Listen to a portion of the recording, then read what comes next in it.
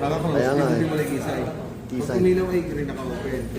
Pag red, naka-close. Isa ko sa konti kasi bahay niya. Okay, naka-green na. Yeah. Pag naka-green itong dala mong susi, lagay mo lang sa bulsa mo, sa bag mo. Pag lapad to sa motor mo, magkakalit na kayo ng motor mo. Okay? Ang gagawin, push. Tutunog yan, iilaw. Unang pihit pataas, tatapat siya sa seat fuel. Pindutin may fuel, papakarga ka ng gas. Seat, pag-ubos na ng upuan. Pangalawang pihit pataas, ilaw na yung panel, hindi na yung matapos.